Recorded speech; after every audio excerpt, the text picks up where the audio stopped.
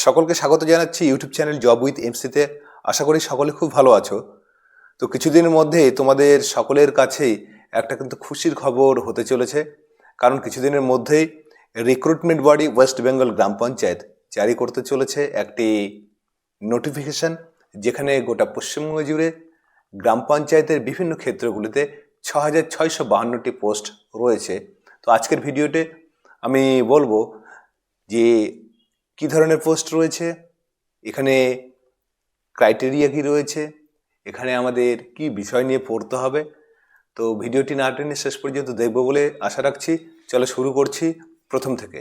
দেখো, ইতিমধ্যে West Bengal Gram panchayat যে রিক্রুটমেন্ট বডি রয়েছে সেখান থেকে কিন্তু জানিয়ে দেওয়া হয়েছে, এরকমভাবে বলা হয়েছে, the West Bengal Gram panchayat recruitment 2025 is expected to offer a potential opportunity for aspirant looking forward to having government jobs in West Bengal's panchayat sector. অর্থাৎ পশ্চিমবঙ্গের পঞ্চায়েতি বিভিন্ন ক্ষেত্রে পশ্চিমবঙ্গ গ্রাম পঞ্চায়েত রিক্রুটমেন্ট 2025, যদিও বিষয়টা আগে থেকেই বলা হয়েছে, তো বিভিন্ন রকম সুযোগ রয়েছে, খুব ভালো সুযোগ রয়েছে ফর অ্যাসপিরেন্ট লুকিং ফরওয়ার্ড, যারা এখানে কাঙ্ক্ষিত রয়েছে, যারা চাকরির জন্য কাঙ্ক্ষিত, তাদের ক্ষেত্রে কিন্তু একটা খুব ভালো বলা যেতে পারে সুযোগ রয়েছে, পটেনশিয়াল অপরচুনিটি পঞ্চায়েতের বিভিন্ন ক্ষেত্রে কাজ করার। As the official notification is not yet available, it will be supposed to include the details about different posts, eligibility criteria and the selection processes. যদিও এখনো পর্যন্ত কি কোনো নোটিফিকেশন কিন্তু বলা হয়নি, এই ক্ষেত্রে আমি আগেই বলেছি যে 6,652টি পোস্ট কিন্তু কি রয়েছে, ভ্যাকান্ট রয়েছে।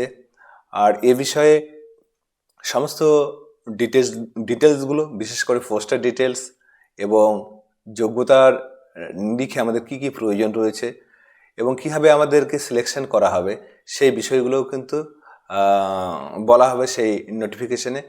তো যদিও আমি বিষয়গুলো এখানে নিচে তোমাদের সুবিধার্থে আগে থেকেই বলছি, the applicants should stay updated for the announcement.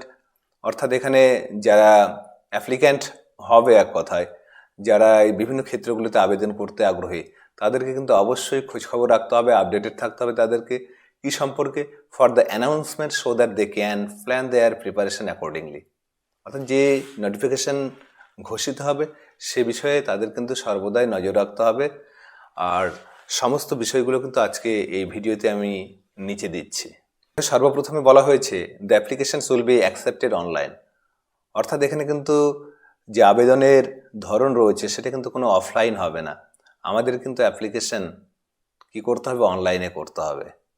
Candidates must be within the age limit of 18 to 40 years, এবং ক্যান্ডিডেটদের যে বয়স সীমা সেটা সর্বনিম্ন 18 এবং 40 বছর সর্বোচ্চ।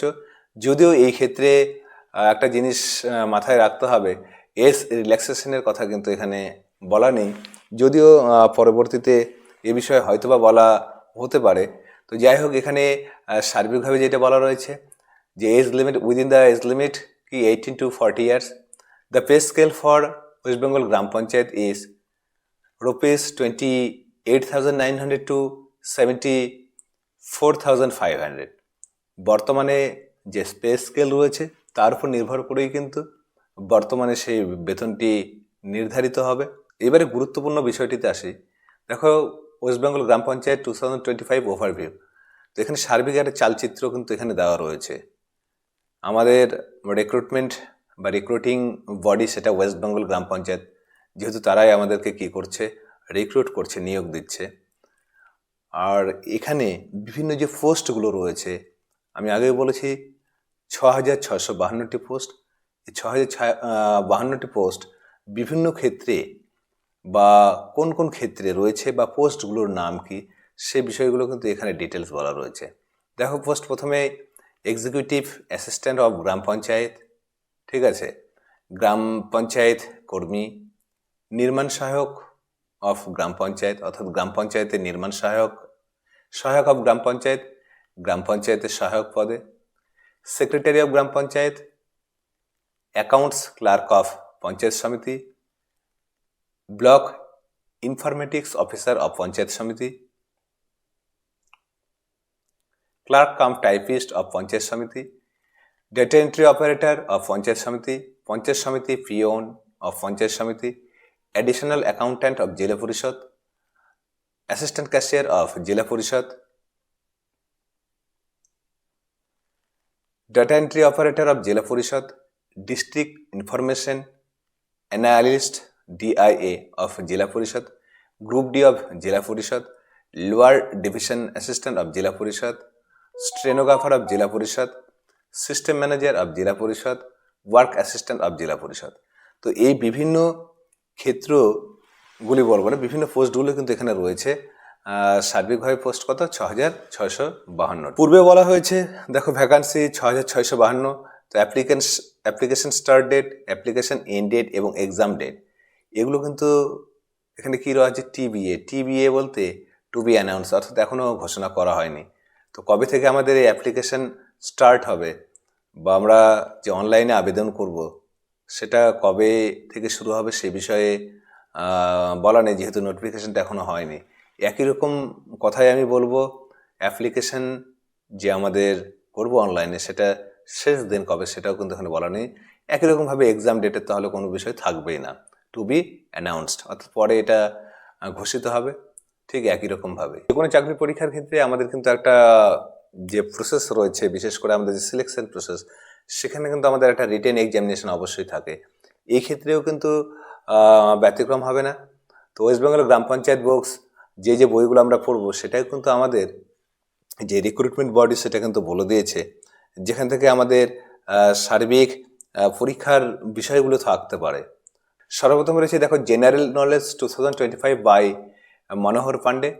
ঠিক আছে, complete book that updates all general knowledge and current affairs, অর্থাৎ যেখানে আমরা সাধারণ জ্ঞান এবং সাম্প্রতিক বিভিন্ন ঘটনাগুলো সম্পর্কে জানতে পারবো, যেটা মনোহর পান্ডের লেখা। বইটির নাম হলো general knowledge 2025। Next objective English, এই ক্ষেত্রে এসপি বক্সির বই বলা রয়েছে অবজেক্টিভ ইংলিশ, যেখানে পুরোটা the best book to read when wanting to develop there grammar and comprehension skills.